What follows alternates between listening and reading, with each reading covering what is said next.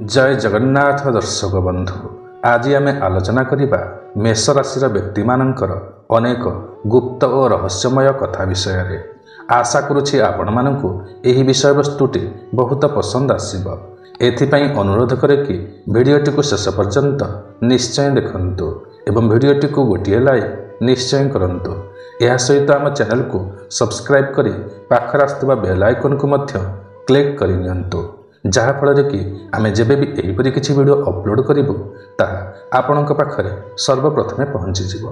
तेबे प्रिय दर्शक बंधु, मेष राशि राशिचक्रर प्रथम राशि अटे। एही राशिटी पुरुष स्वभावर राशि अटे, चर राशि अटे एवं अग्नि तत्वर राशि अटे। एही राशिर अधिपति हेउछन्ति मंगल ग्रह। एही राशिर व्यक्ति माने सर्वदा भ्रमण प्रिय होइथान्ति, कामुक होइथान्ति, धनशाली होइथान्ति, बलशाली होइथान्ति। सेवा करिबार मनोवृत्ति एमानंकर थाए। भल मित्र मध्य होइथान्ति। एमाने जेकोसी भी कार्य हाथ को नियंती सेथिरे किपरि सफलता पाइबे सेथिपई आप्राण चेष्टा करिथान्ति। एणु एमाने हारिबा कौन जानती नहीं एवं जीवन रे बहुत दुस्साहसिक कार्य हाथ को नहीं थान्ति। साधारण लोक माने जेउ कार्य को साहस करिपारंती नहीं बा पछघुंचा देइथान्ति, एमाने सही कार्य को हाथ को नहीं थान्ति एवं सफल मध्य होइथान्ति। एमाने दीर्घकाय होइथान्ति, बलिष्ठ चेहरा होइथाए, लाल रंगर आखिद्वय होइथाए, सुंदर चेहरा एमानंकर होइथाए, परिश्रमी होइथान्ति, भावप्रवण होइथान्ति, उच्चाभिलाषी होइथान्ति, उच्च कोटीर चिंताधारा होइथाए, साहसी होइथान्ति, पराक्रमी होइथान्ति, दक्ष संगठक एवं साहाय्यकारी होइथान्ति, ईश्वर विश्वासी होइथान्ति।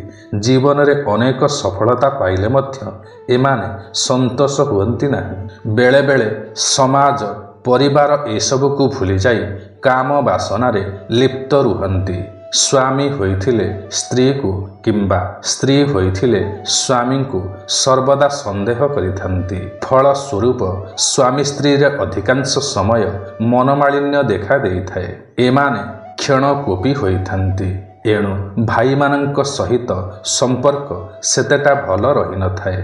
एमाने भाई मानकु बहुत सहानुभूति और स्नेह करिथान्ति, किंतु प्रति बदल रे भाई माने एमानंकु पसंद करती नहीं। विभिन्न प्रकारर योजना माध्यम रे एमाने अर्थ अर्जन करिथान्ति, किंतु सेही अनुसारे कार्य करिपारंती नहीं। अर्थात योजना तो करंती किंतु सेही अनुसारे कार्य करिपारंती नहीं। एथिपई बेले बेले एमाने हतोत्साह होई पड़ती। एमानंकर जीवन रे दुर्घटना मान अधिक देखा देइथाए। एणु सतर्कता अवलंबन करंतु। अन्यर उपदेश को एमाने गभीर भावरे विचार को नहीं थान्ते एवं गभीरतार सहकारे चिंता मध्य करिथान्ति एवं ठीक सही हिसाब रे मध्य कार्य करिथान्ति। एमाने भल प्रेमिक होइथान्ति, किंतु प्रेम रे एमाने धोखा पाइथान्ति। संदेह मनोभाव कारणरू धोखा खाइथान्ति। एमाने विप्लवी, स्पष्टवादी, असहिष्णु, उच्चाभिलाषी, तर्कविद्ति, ज्ञानी, मानी एसबुर अधिकारी अटंती। परिवारर सहित बांधी होई रहिबा पई सर्वदा चेष्टा करिथान्ति। पिता मातांकु यथेष्ट श्रद्धा, सम्मान और भक्ति करिथान्ति। जेउ कार्य को एमाने पसंद करंती नाही सेही सबु कार्य को ही भाई माने करी बसंती। एथिपई भातृ विरोधी होइथान्ति। बंधु मानंकु एमाने सठिक समय रे साहाय्य और सहयोग करिथान्ति, किंतु निजर शत्रु को दंड न देबा पर्यंत पछघुंचा दियंती नाही। जदि शत्रु माने आत्मसमर्पण करिनियंती तेबे सेही शत्रु को सेमाने मित्र ठारू अधिक भल पाइथान्ति। एमाने कर्मठ होइथान्ति, उद्यमी होइथान्ति। एमानंक ठारे कार्य दक्षता भरी रही थाए। एणु ଏହି କାରଣରୁ ଏମାନେ ଶୀର୍ଷ ସ୍ଥାନକୁ ଯାଇପାରନ୍ତି, ପରିସ୍ଥିତିର ସାମ୍ନା କରନ୍ତି, ଦିନହୀନ ଗରିବ ଲୋକଙ୍କୁ ସାହାଯ୍ୟ ସହଯୋଗ କରିଥାନ୍ତି, ବେଳେବେଳେ ଖରାପ ରାସ୍ତାକୁ ମଧ୍ୟ ଚାଲିଯାଆନ୍ତି, ଯେପରିକି ନିଶାଖୋର ହେବା, ଜୁଆ ଖେଳିବା, ପର ନାରୀ ସହିତ ଜଡ଼ିତ ରହିବା ଇତ୍ୟାଦି ଖରାପ କାର୍ଯ୍ୟରେ ଲିପ୍ତ ରୁହନ୍ତି। କିନ୍ତୁ ଏମାନେ ମାନବ ସେବାକୁ ବହୁତ ଗୁରୁତ୍ୱ ଦେଇଥାନ୍ତି। ମାନବ ସେବାକୁ ମାଧବ ସେବା ବୋଲି ମାନିଥାନ୍ତି। ଈଶ୍ୱରଙ୍କ ଉପରେ ଭକ୍ତି ଓ ଭୟ ରହିଥାଏ। କର୍ମକୁ ମଧ୍ୟ ଗୁରୁତ୍ୱ ଦେଇଥାନ୍ତି। ସବୁକିଛି ଈଶ୍ୱରଙ୍କ ଉପରେ ଛାଡ଼ି ଦିଅନ୍ତି ନାହିଁ। ପରିଣତ ବୟସରେ ଏମାନେ ସମ୍ପୂର୍ଣ୍ଣ ଈଶ୍ୱର ବିଶ୍ୱାସୀ ହୋଇ ଈଶ୍ୱରଙ୍କ ପାଖରେ ନିଜକୁ ସମର୍ପି ଦେଇଥାନ୍ତି। ଏମାନେ ଉଦ୍ଯୋଗୀ ହୋଇଥାନ୍ତି। ବହୁ ଆଡ଼ମ୍ବରକୁ ଏମାନେ ପସନ୍ଦ କରିଥାନ୍ତି। ଧର୍ମ କାର୍ଯ୍ୟ କରିଥାନ୍ତି। ବହୁ କୁଟୁମ୍ବ ପୋଷଣକାରୀ ଅଟନ୍ତି। ଧୀରମତି, ଚଞ୍ଚଳ ଗତି ଏମାନଙ୍କର ହୋଇଥାଏ। ସତ କଥା କହିବାକୁ ଏମାନେ ପସନ୍ଦ କରିଥାନ୍ତି। ସତ ମଧ୍ୟ କହିଥାନ୍ତି। ନିଜ ରୋଜଗାରରେ ଚଳିବା ପାଇଁ ଚେଷ୍ଟା କରିଥାନ୍ତି ବା ସ୍ୱାଭିମାନର ସହକାରେ ବଞ୍ଚିବା ପାଇଁ ଚେଷ୍ଟା କରିଥାନ୍ତି। ବିଚକ୍ଷଣ ବୁଦ୍ଧି ସମ୍ପନ୍ନ ହୋଇଥାନ୍ତି। କୌଶଳୀ ହୋଇଥାନ୍ତି। ଧୈର୍ଯ୍ୟବାନ ହୋଇଥାନ୍ତି। କର୍ତ୍ତବ୍ୟନିଷ୍ଠ ହୋଇଥାନ୍ତି ଏବଂ ନ୍ୟାୟବନ୍ତ ହୋଇଥାନ୍ତି। ସର୍ବଦା ନିଜକୁ ନିୟମରେ ବାନ୍ଧି ରଖନ୍ତି ଏବଂ ଅନ୍ୟକୁ ନିୟମରେ ବାନ୍ଧିବାକୁ ଚେଷ୍ଟା କରିଥାନ୍ତି। ଏମାନେ ଖର୍ଚ୍ଚୀ ହୋଇଥାନ୍ତି। ଆୟ ଅନୁସାରେ ଖର୍ଚ୍ଚ ମଧ୍ୟ ଅଧିକ କରିଥାନ୍ତି। ବ୍ୟକ୍ତି ବିଶିଷ୍ଟମାନଙ୍କ ସହିତ ମିଶିଥାନ୍ତି ବା ମିଶିବା ପାଇଁ ପସନ୍ଦ କରିଥାନ୍ତି। କାହାରି ବି ଅନିଷ୍ଟ ଚିନ୍ତା କରନ୍ତି ନାହିଁ, ବରଂ ସାହାଯ୍ୟ କରିଥାନ୍ତି ବା ଉପକାର କରିଥାନ୍ତି। ନିଜର ମୂଲ୍ୟବାନ ସମୟରୁ ସମୟ ବାହାର କରି ଅନ୍ୟକୁ ସାହାଯ୍ୟ କରିବାରେ ଏମାନେ କୁଣ୍ଠାବୋଧ କରନ୍ତି ନାହିଁ। ଜୀବନରେ ଏମାନେ ଯେତିକି ସୁଖ ପାଆନ୍ତି ସେତିକି ମଧ୍ୟ ଦୁଃଖ ପାଆନ୍ତି। ବଡ଼ ବଡ଼ ଦାୟିତ୍ୱକୁ ହାତକୁ ନେଇ ସମ୍ପାଦନ କରିବାର ଦକ୍ଷତା ଏମାନଙ୍କ ପାଖରେ ରହିଥାଏ।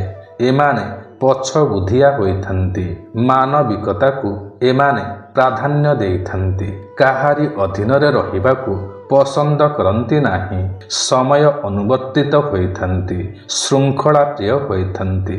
ଅନ୍ୟମାନେ ଏମାନଙ୍କୁ ନିଜର ଆଦର୍ଶ ମାନିଥାନ୍ତି। କୃତିତ୍ୱ ହାସଲ କଲା ପରେ ମଧ୍ୟ ନିଜର କର୍ତ୍ତବ୍ୟରୁ ଏମାନେ କେବେ ବି ଓହରି ଯାଆନ୍ତି ନାହିଁ ବା ଆତ୍ମବିଭୋର ହୋଇ କାର୍ଯ୍ୟରେ ଢିଲା ଦିଅନ୍ତି ନାହିଁ। ଏମାନେ ଭାଙ୍ଗି ଯିବେ ପଛେ ନଇଁବାକୁ ପସନ୍ଦ କରନ୍ତି ନାହିଁ। ଅନ୍ୟାୟକୁ ଏମାନେ ବିରୋଧ କରିଥାନ୍ତି। ଏମାନେ ଧନୁ ରାଶି ବା ସିଂହ ରାଶିର ବ୍ୟକ୍ତି ବା ନାରୀଙ୍କୁ ବିବାହ କଲେ ଦାମ୍ପତ୍ୟ ଜୀବନ ସୁଖମୟ ହୋଇଥାଏ। କର୍କଟ କିମ୍ବା ତୁଳା ରାଶି ସହିତ ବିବାହ କଲେ ଅଶାନ୍ତି ଦେଖା ଦେଇଥାଏ। ଏମାନେ ସମାଜରେ ଖ୍ୟାତି, ମାନ, ସମ୍ମାନ ପାଇଥାନ୍ତି। ତେବେ ପ୍ରିୟ ଦର୍ଶକ ବନ୍ଧୁ, ମେଷ ରାଶିର ବ୍ୟକ୍ତି ବିଶେଷମାନେ ସାଧାରଣତଃ ଏହିପରି ହୋଇଥାନ୍ତି। ଯଦି ଏଥିରୁ କିଛି ବିଚ୍ୟୁତ ହେଉଥାଏ ତେବେ ମଙ୍ଗଳବାର ଦିନ ହନୁମାନ ଚାଳିଶା ପାଠ କରନ୍ତୁ। ହନୁମାନ ମନ୍ଦିରକୁ ଯାଇ ହନୁମାନଙ୍କୁ ପୂଜା କରନ୍ତୁ। ସମସ୍ତ ପ୍ରକାରର ସମସ୍ୟାମାନ ଦୂର ହୋଇଥାଏ। ଏପରି କରିବା ଦ୍ୱାରା ସମସ୍ତ ପ୍ରକାରର ସମସ୍ୟାମାନ ଦୂର ହୋଇଥାଏ। ତେବେ ପ୍ରିୟ ଦର୍ଶକ ବନ୍ଧୁ, ଆପଣଙ୍କୁ ଆଜିର ଏହି କାର୍ଯ୍ୟକ୍ରମଟି କିପରି ଲାଗିଲା ନିଶ୍ଚୟ କମେଣ୍ଟ କରି ଜଣାଇବେ। ଯଦି ଆପଣଙ୍କୁ ଆଜିର ଏହି କାର୍ଯ୍ୟକ୍ରମଟି ପସନ୍ଦ ଆସିଥାଏ ତେବେ ଗୋଟିଏ ଲାଇକ୍ ନିଶ୍ଚୟ କରିବେ ଏବଂ ଯଦି ଆପଣ ଆମର ଏହି ଚ୍ୟାନେଲରେ ନୂଆ ଅଟନ୍ତି ତେବେ ତୁରନ୍ତ ସବସ୍କ୍ରାଇବ୍ କରିନିଅନ୍ତୁ ଏବଂ ପାଖରେ ଆସୁଥିବା ବେଲ୍ ଆଇକନକୁ ମଧ୍ୟ କ୍ଲିକ୍ କରିନିଅନ୍ତୁ, ଯାହାଫଳରେ କି ଆମେ ଯେବେବି ଏହିପରି କିଛି ଭିଡ଼ିଓ ଅପଲୋଡ଼ କରିବୁ ତାହା ଆପଣଙ୍କ ପାଖରେ ସର୍ବପ୍ରଥମେ ପହଞ୍ଚିଯିବ। ତେବେ ଆଜିର ଏହି କାର୍ଯ୍ୟକ୍ରମଟିକୁ ଏଇଠି ରଖୁଛୁ। ପୁଣି ଦେଖା ହେବ ଆସନ୍ତା ନୂଆ ଏକ କାର୍ଯ୍ୟକ୍ରମରେ। ସେ ପର୍ଯ୍ୟନ୍ତ ଆମକୁ ବିଦାୟ ଦିଅନ୍ତୁ। ଜୟ ଜଗନ୍ନାଥ ଦର୍ଶକ ବନ୍ଧୁ।